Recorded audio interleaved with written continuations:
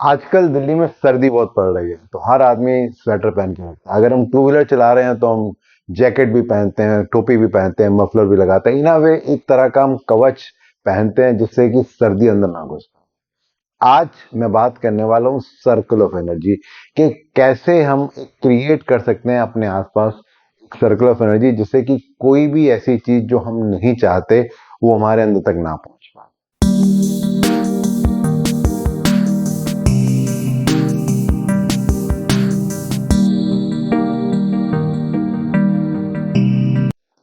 मैं शुरू करूंगा एक स्टोरी के साथ। ये स्टोरी है एक पिता की और बेटे की। वो एक पहाड़ से कहीं जा रहे थे और अचानक ही जो बेटा था उसका पैर फिसल गया और वो नीचे गिर पड़ा। जैसे वो नीचे गिरा जोर से उसकी आवाज निकली, आह। जैसे ही उसने आवाज आह की निकली तो एक आवाज वापस गूंज के आई और वहां से आह की आवाज आई। ये देख के बच्चे को बड़ी हैरानी सी हुई, ये क्या हुआ। तो उसने फिर जोर से बोला कि ये क्या हो रहा है। वापस एक आवाज गूंज के आई, ये क्या हो रहा है। ये देख के पिता को अच्छा सा लग रहा था कि बेटा कुछ सोच रहा है इस बारे में। बेटे को लग रहा था कि ये क्या हो रहा है। तो उसने अपने पिता से पूछा कि ऐसा क्यों हो रहा है। उसने कहा चलो अब तुम कुछ और बोलो, तुम बोलो कि मैं बहुत शक्तिशाली हूँ। जैसे ही बेटे ने बोला मैं बहुत शक्तिशाली हूँ, आवाज आई मैं बहुत शक्तिशाली हूँ। पिता ने उससे कहा कि अच्छा तुम ये बोलो कि मैं जो चाहता हूँ वो मैं कर सकता हूँ। जैसे ही बेटे ने बोला, आवाज वैसी है। अब ये देख के तो बच्चा और भी कंफ्यूज हो गया कि ये हो क्या रहा है। अब उसके पिता ने अपने बच्चे को बताया कि जो भी हम चाहते हैं वही हमें वापस मिलता है।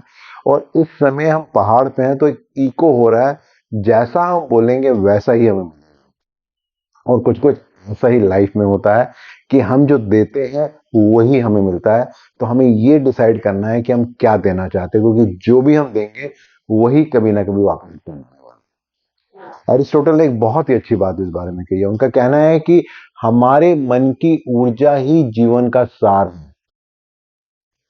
अगर हम याद करें महाभारत में जहां हम कर्ण की बात करते हैं तो कर्ण कहा जाता है कि वो सूर्य के पुत्र थे। और जब वो पैदा हुए तो उनको दो चीजें साथ में मिली थी, एक कवच मिला था और एक कुंडल मिले थे। और ये था कि जब तक वो कवच उन्होंने पहना हुआ है कोई भी हथियार उसको भेद नहीं सकता। यानी कि एक तरह का सर्कल ऑफ एनर्जी था जिसको कोई भी पार नहीं कर सकता।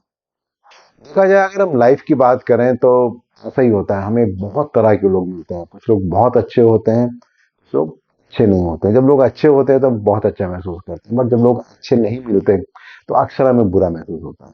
अब ऐसे में हमारे पास दो चॉइसेस हैं।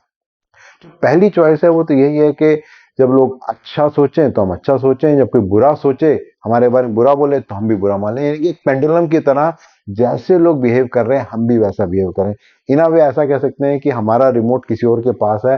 कोई सिचुएशन खराब होती है तो हम परेशान हो जाते हैं, कोई सिचुएशन अच्छी होती है तो हम खुश हो जाते हैं। वहीं एक दूसरी भी ऑप्शन जहां पर हम अपने आप डिसाइड कर सकते हैं कि क्या मेरे लिए सही है और क्या मेरे लिए सही नहीं है। यानी कि मैं अपने आप के बारे में सोच सकता हूं कि मुझे ऐसा ही सोचना है इरिस्पेक्टिव ऑफ एनी सिचुएशन। मुझे ऐसा ही अपने आप को बोलना है इरिस्पेक्टिव ऑफ एनी सिचुएशन। तो उससे होगा क्या कि अगर सिचुएशन अच्छी है तो भी मैं ठीक से बिहेव करूंगा, बट अगर सिचुएशन मन की नहीं है तो उस सिचुएशन में भी मैं सोच समझ के वो करूंगा जो मुझे करना चाहिए। यानी कि मैं बिना इरिटेट हुए वो करूंगा जो मुझे करना चाहिए। इसका मतलब ये नहीं है कि प्रॉब्लम नहीं आएंगी या मैं प्रॉब्लम को फेस नहीं करूंगा।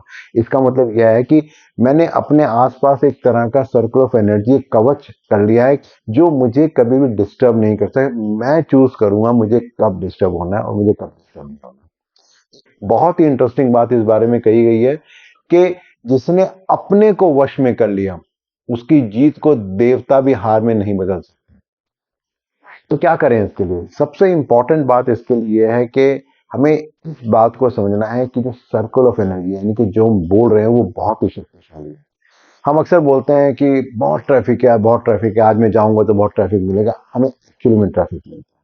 हम कई बार बोलते हैं कि ये काम बहुत मुश्किल है, मुझसे नहीं होगा, और जब हम उसे करने की कोशिश भी करते हैं तो हमें अक्सर उसको बहुत मुश्किल मिलती है। वहीं पर ही जब हम चीजों को अलग पर्सपेक्टिव से देखते हैं, से फॉर एग्जाम्पल अक्सर ऐसा होता है जब हम मंदिर में जाते हैं, गुरुद्वारे में जाते हैं, अचानक ही हमें बहुत शांति सी महसूस होती है।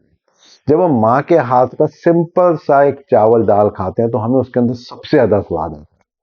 या दिल्ली जैसे भीड़ वाले शहर से निकल के हम थोड़ा सा दूर किसी छोटे से गांव या कस्बे में जाते हैं तो अचानक ही हमें बहुत शांति सी महसूस होती है। इसका मतलब क्या हुआ? इसका मतलब ये हुआ कि इट ऑल डिपेंड्स के हम आसपास अपने किस तरह की एनर्जी क्रिएट कर रहे हैं। अगर हम पॉजिटिव एनर्जी क्रिएट करते हैं तो हम पॉजिटिव फील करते हैं, अगर हम नेगेटिव एनर्जी क्रिएट करते हैं तो हम नेगेटिव फील करते हैं। तो सब कुछ हमारे हाथ में है, हम कैसा फील करना चाहते हैं, ऑल डिपेंड। एक बहुत ही इंटरेस्टिंग कोट इस बारे में कहा गया है कि इंसान सफल तब होता है जो वो दुनिया को नहीं बल्कि खुद को बदलना शुरू कर देता है।